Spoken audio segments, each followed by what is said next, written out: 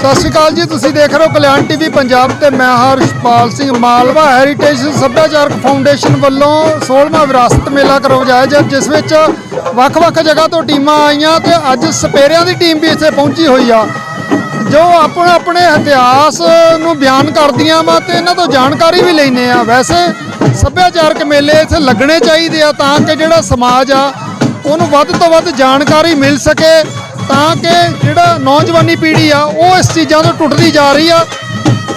बहुत वधिया इन्हां दा म्यूजिक आ जिहड़ा दिल नूं वैसे भी छूंहदा वा ते आपां उहनां नाल गलबात भी करदे आ। जिहड़े उहनां दे संचालक ने भी, की नाम है तुहाडा? नाम पालीनाथ, ये फरीदाबाद। ये काम कब से कर रहे हो? ये बीन बजाने का तो हमारा बहुत पुराना काम है साहब, बहुत पुराना। खानदानी बोलते तो खानदानी काम है? खानदानी काम हमारे तो ये शुरू से, जब भी ये सतयुग से है, सतयुग से खानदानी। सपेरा जाति, बीन बजाना, सांप पकड़ना, जहरी जानवरों को पकड़ने, बिच्छू, गोहरे वगैरह वगैरह जितने भी जहरी जानवर होते हैं सबको सपेरे पकड़ते हैं और पकड़ते भी थे। और इसकी जंगल की जड़ी बूटी भी सपेरे रखते हैं और इलाज भी करते हैं इनका। पहले सांप सवेरे सांप पकड़ते थे, क्या आजकल सांप पकड़ते हो? देखो पहले पकड़ते थे और अभी एक कुछ 2000 से बाद में 10-15 साल हुए हैं। इसके बाद में सरकार ने बैन लगा दिया। बैन लगाने से सपेरों के सांप, गवेरे, बिच्छू पकड़ने छुटवा दिए कि अब पकड़ोगे, नहीं पकड़ोगे तो आपके साथ न्याय किया जाएगा। तो पहले सांप दिखाकर जो रोटी पानी चलता था, अब कैसे चलता है?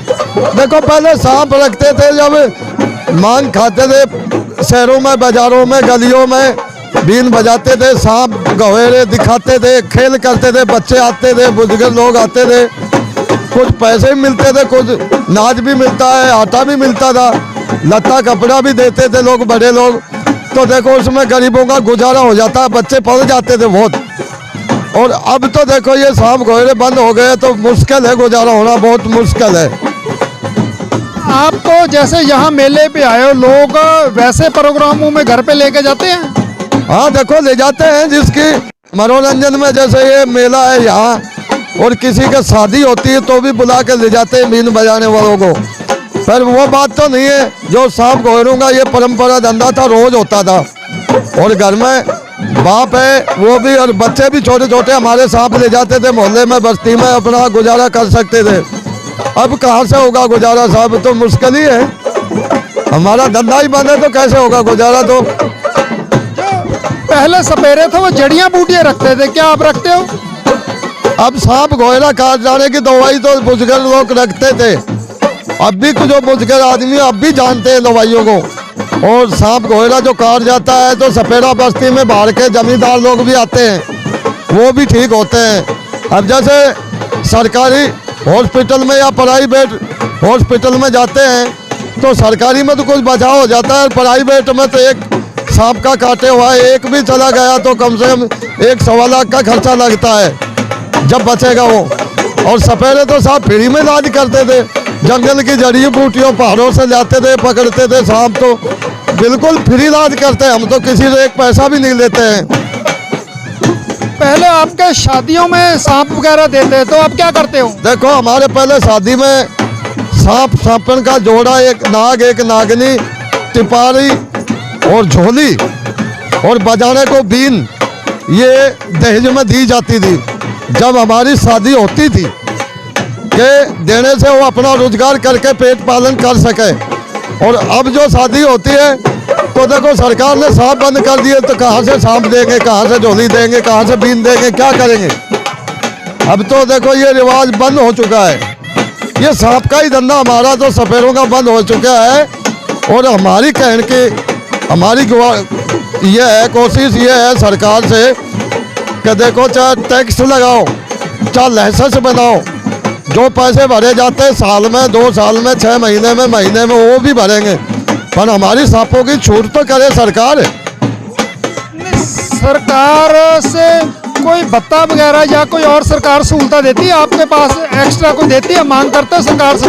देखो जो कोई बीपीएल में होता है, चयनित में होता है, उसको दाना वाना मिलते हैं और क्या है, कोई बुजुर्ग आदमी है उसको पेंशन वगैरह मिलता है, तो उससे काम थोड़ा ही चलता है। घर का पेंशन में क्या काम चलेगा, देखो कुछ नहीं होने वाला पेंशन। जो आपका रोजगार था, आपका रोजगार सरकार ने छीन लिया, तो उसका सरकार से लगता कोई और प्रबंध करना चाहिए।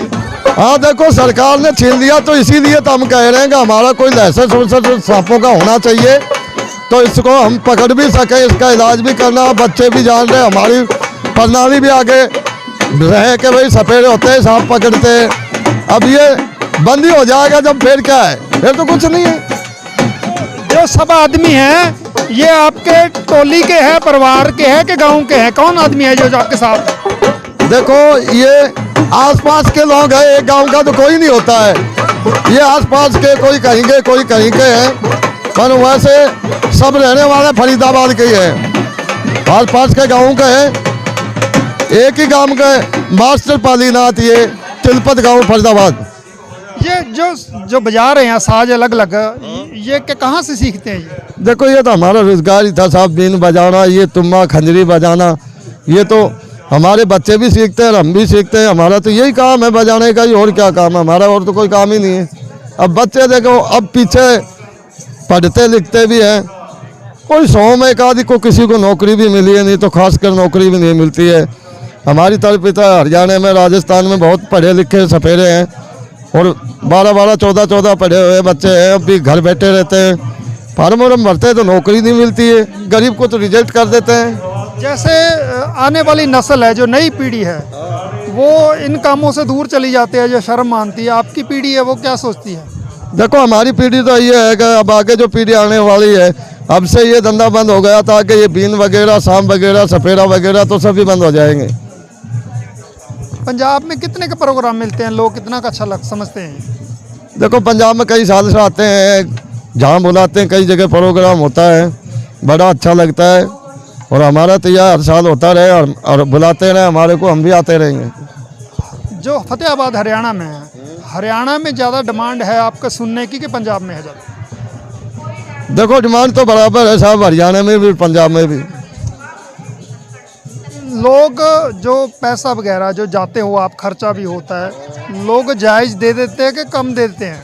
देखो सही है, गुजारा तो हो ही जाता है साहब, जो देता है सरकार, जो भी डायरेक्टर होते हैं, अफसर लोग होते हैं, जो देते हैं उससे गुजारा तो हो ही जाता है। पर ये तो है नहीं कि ये महीने की तनख्वाह है और सरकारी नौकरी है, कि हर बार सरकारी नौकरी महीने की तनख्वाह मिलती रहती है, पेंशन मिलेगी, उसको बढ़िया नौकरी मिलेगी तो 50-60 हज़ार रुपये महीने के मिलते हैं। अब ये तो ये है 3 दिन का, कहीं 4 दिन का, कहीं 2 दिन का मिल जाता है, उसमें ये दिहाड़ी के हिसाब से पैसा मिलता है सब। मान लो प्रोग्राम कई बार नहीं लगता काफ़ी देर, तो फिर क्या करते हो? अब नहीं मिलता है तो घर बैठे रहते हैं, अपने क्या करते हैं, कोई दिहाड़ी मजदूरी मिल जाए तो कर ले, किसी की आसन करें नहीं, और अपने घर बैठे रहते हैं बस।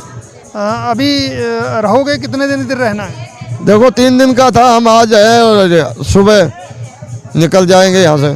लोगों को क्या अपील करना चाहते हो? आपका म्यूजिक बहुत अच्छा है, जो आप बजाते हो, वो मनोरंजन करते हो। तो ये जो हमारा बीन का मनोरंजन है बड़ा अच्छा है, और पंजाब वाले लोग बहुत याद करते हैं, हमारे को याद करते हैं, तब हम आते हैं, अच्छा गाना बजाना करते हैं, बहुत लोगों को मनोरंजन बहुत बढ़िया होता है।